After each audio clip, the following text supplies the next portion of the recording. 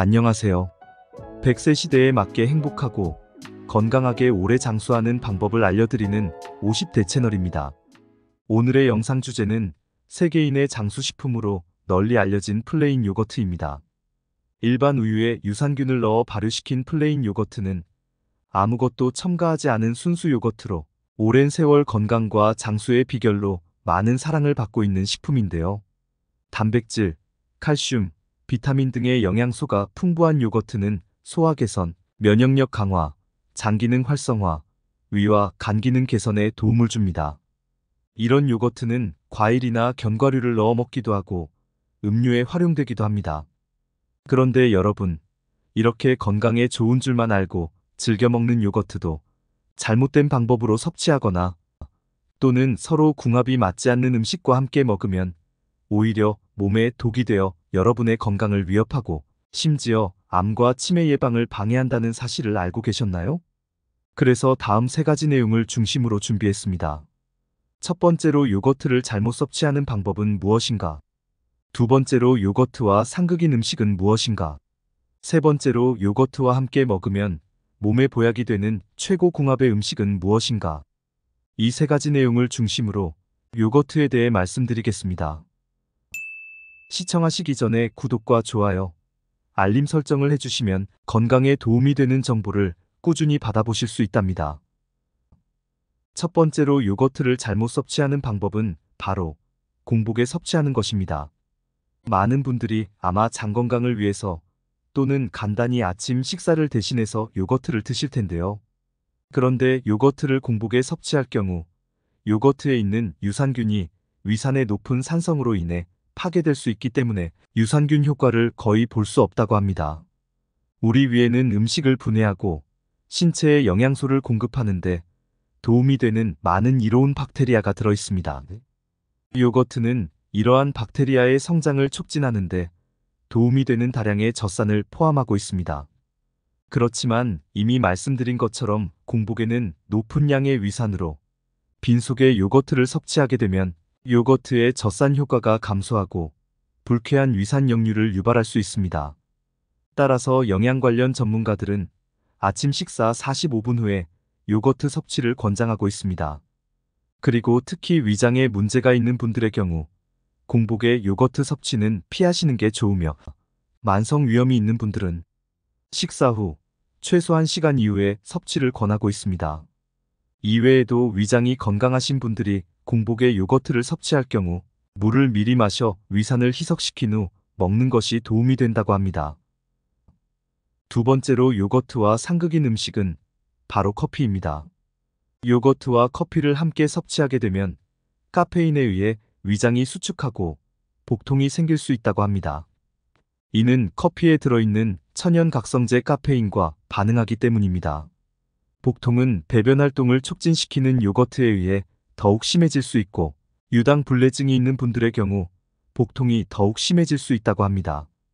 따라서 요거트와 커피는 가능하면 따로 섭취하는 게 좋다고 합니다.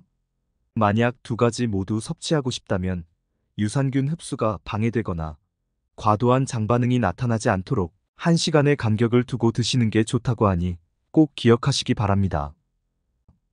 세 번째 요거트와 상극인 음식은 바로 상큼한 신맛을 내는 과일입니다. 여기에는 레몬, 키위, 귤, 망고, 자몽 등을 들 수 있는데요. 요거트에 함유된 유산균은 장내 유익균을 증식시켜주고 유해한 균의 생성을 억제시켜줍니다. 이로 인해 장내 청결을 유지하고 장의 연동운동을 촉진해 변비나 설사를 예방하는 데 도움을 줍니다. 하지만 산도가 높은 과일과 함께 섭취할 경우 요거트의 단백질이 과일의 산성 성분과 결합하여 복부 팽만, 소화불량, 속쓰림, 심지어 설사를 유발할 수 있다고 합니다.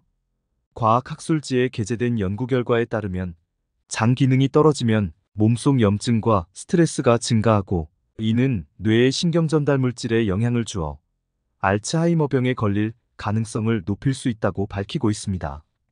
장은 외부 세균의 침입을 막아주고 면역 물질을 분비하여 면역력을 강화하며 우리 몸속의 작은 뇌라고 불릴 정도로 신경세포를 뇌 다음으로 많이 가지고 있는 중요한 기관입니다. 또한 장은 매일 먹고 마시는 음식물을 운반하여 신체 각 부분에서 사용될 수 있는 에너지로 전환해 소화와 흡수하는 기능을 하며 우리가 생명을 유지하는 데 중요한 역할을 합니다. 그래서 장이 건강해야 몸도 건강하게 관리할 수 있다는 말이 있습니다. 하지만 우리 몸은 나이가 들수록 소화 기능이 떨어지게 되는데 이를 예방하기 위해서는 무엇보다 소화를 관장하는 장을 튼튼하게 하는 것이 중요합니다. 그러니 장 건강을 위해 요거트를 드실 경우 요거트의 효과를 위해서 산도가 높은 과일하고 함께 섭취하는 것은 꼭 피하셔야 합니다. 그렇다면 요거트와 함께 먹으면 영양의 가치를 극대화시키며 몸에 보약이 되는 음식은 무엇이 있을까요? 지금부터 요거트와 궁합이 좋은 음식 3가지에 대해 말씀드리겠습니다. 음식의 성분을 알고 드셔서 더욱 건강한 식단을 챙기시길 바랍니다. 첫 번째로 요거트와 궁합이 좋은 음식은 호두와 호박씨입니다. 호두와 호박씨에는 단백질, 오메가3 지방산, 칼슘 등 영양소가 풍부합니다.